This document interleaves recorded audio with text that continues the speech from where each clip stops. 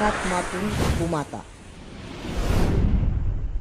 लेखिका सौ महानंदा शिवाप्पा खके, मुक्काम पोस्ट 4 ठाणा, तालुका जिंतूर, जिल्हा परभणी.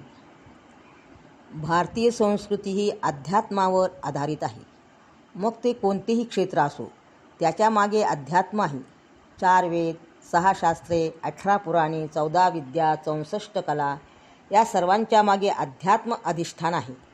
ज्या गोष्टीला चांगल्या तत्वाचं, अहिंसेचं, सत्याचं अधिष्ठान असतं, ती वस्तू दीर्घकाळ टिकते आणि ती सनातन असते.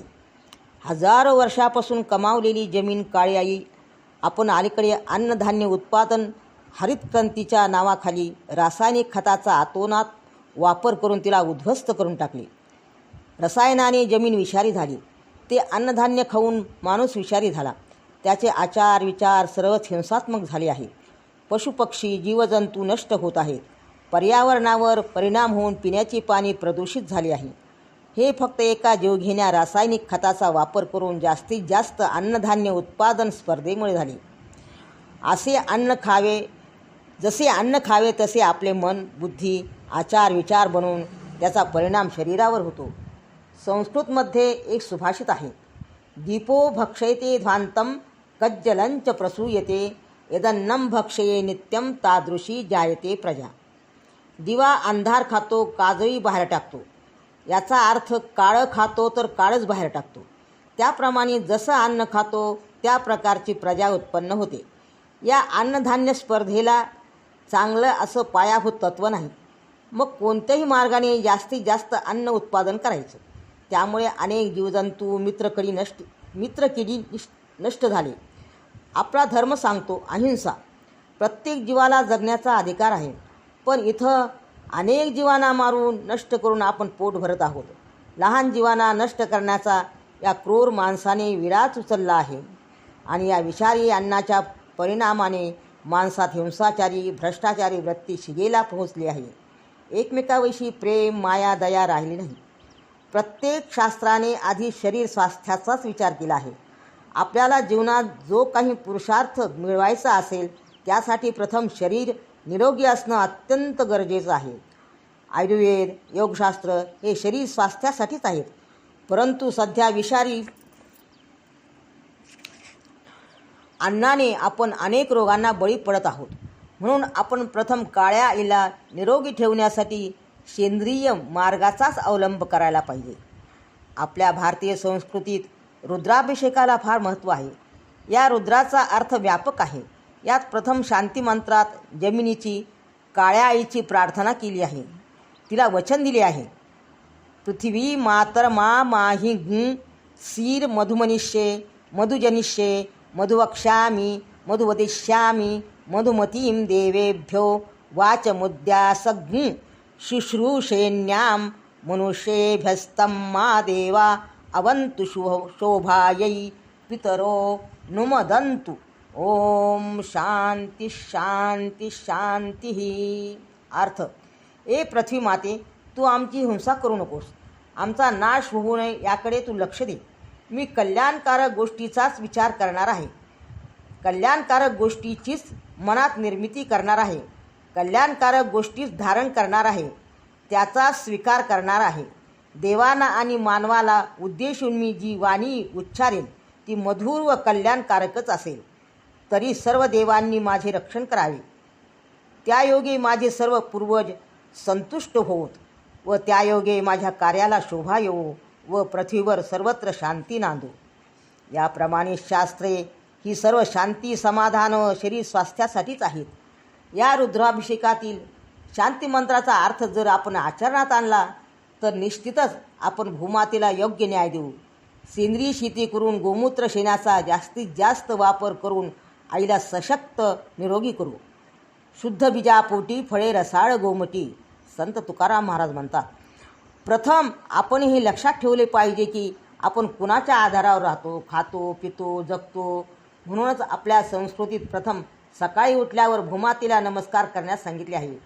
विष्णुपत्नी नमस्तुभ्यं पादस्पर्शम क्षमस्व मे. ए पृथ्वी देवी, तुला मी नमस्कार करतो. माझ्या पायाचा तुला स्पर्श होणार आहे, याबद्दल तू मला क्षमा कर. हे भूमाते, तुझ्या अंकावर मी उठल्यापासून ते रात्री झोपेपर्यंत अनेक कामे करणार आहे. सकाळी स्नान करून तुळशी महादेवाच्या पूजेच्या वेळी जमिनीची पण पूजा करतात. रुद्रा चमकामध्ये 5व्या अनुवाकात मागणी केलेली आहे. मृत्तिकाच मे. हे रुद्रा, मला तुझ्या कृपेने उत्तम प्रकारची माती मिळो, जेणेकरून मी समृद्ध होईल व तिथून उत्पन्न होणाऱ्या अन्नावर मी निरोगी, सुदृढ व बलवान होईल. ती माती गायीच्या गोमूत्र व शेणाने युक्त असेल. वैदिक राष्ट्रगीतात तर मातृभूमीची कल्पना किती सुंदर शब्दात केलेली आहे. माता भूमी पुत्रोहम पृथिव्या. अर्थ, माझी माता ही भूमी आहे व मी त्या मातृभूमीचा पुत्र आहे. आपल्या या काळ्या आईबरोबर आपल्याला पुत्राचं कर्तव्य निभावता आलं पाहिजे. हरित क्रांतीत उत्पादन वाढीच्या स्पर्धेत तिला जे विषारी औषधाचे डोस देऊन आपण मृतवत केले आहे, अस्थिपंजर केले आहे, तरी आता या जमिनीत प्राण आणायचे असेल, तर विषमुक्त करायचे असेल, तर सेंद्रिय पद्धतीनेच व फवारणी खते देऊन तिला पूर्ववश सशक्त करण्यासाठी आपण सर्व पुत्रांनी प्रतिज्ञा घेतली पाहिजे. तरच पुत्र शब्दाची व्याख्या सार्थ ठरेल. तिला या विषारी नरकातून बाहेर काढायचे आहे. नंबर 2 मंत्र. भूमे मातः विधेयी या भद्रया सुप्रतिष्ठितम. अर्थ, ए मातृभूमे, मला उत्तम रीतीने सुरक्षित व कल्याणकारक परिस्थितीमध्ये ठेव. माझ्या शरीरावर मनावर आघात होणार नाहीत अशी सुरक्षितता मला दे. पूर्वीच्या काळी जसे शुद्ध, चवदार व सकस अन्नाची निर्मिती तुझ्यापासून होऊन मानव निरोगी होता, वातावरण शुद्ध होते, पशुपक्षी स्वैरपणे विहरत असत, त्यांना आपापल्या स्थानी सुरक्षितता होती, ती सुरक्षितता आज लोप पावली आहे. व यासाठी सेंद्रिय मार्गाने जाऊन शुद्ध, सकस, चवदार अन्न उत्पन्न करून जे सगळ्यांसाठीच कल्याणकारक असेल, ज्यामुळे शेतकऱ्यांच्या आत्महत्या थांबतील, जीवघेणी स्पर्धा थांबेल व शेतकरी कर्जमुक्त होण्यासाठी सेंद्रिय शेतीचाच आधार घ्यावा लागेल. त्यामुळे शेतकरी सावकारी पाशातून मुक्त होऊन ते सुरक्षित होईल. सानो भूमी विसृजताम माता पुत्राय मे पयहा. हा 3रा मंत्र आहे. अर्थ, ती आमची मातृभूमी पुत्ररूपी अशा मला दूध देवो, अमृत देवो, जे दूध माझ्यातील हिंसवृत्ती नाहीच करेल व मी शांतवृत्ती अहिंसा मार्गाने चालेल व ते दूध माझ्या गावरान गाईचेच असेल व चांगले विचार आचार निर्माण करण्याचे सर्व गुणधर्म व या माझ्या गोमातेच्या दुधात आहेत. हे दूध पिऊन मी माझ्या मातेची काळजी घेण्यास सशक्त व बलवान होईल. 4था मंत्र. मातरम भूमी धर्मनाम धृताम. अर्थ, आमच्या मातृभूमीचे धर्माने रक्षण होवो. यात मातृभूमीचे आम्ही सर्वच पुत्र आहोत. मग त्यात प्रत्येक येवणी आल्या त्या सर्व प्राणीमात्रांना आपल्या आईच्या कुशीत जगण्याचा अधिकार आहे. तिच्या मुलाची हिंसा केल्यानंतर ती दुःखी होणारच व आपल्याला तर धर्माने तिच्या जीवाचे रक्षण करायचे आहे. धर्माची 10 तत्वे आहेत. त्यापैकी अहिंसा, सत्य, अस्थेय, दया, क्षमा या तत्वांचा आधार घेऊन आपल्याला भूमातेचं, प्राणीसृष्टीचं रक्षण करायचे आहे. निसर्गाचा समतोल राखायचा आहे. प्राणीमात्रावर दया करा. तुलसीदासजी म्हणतात, दया धर्म का मूल आहे.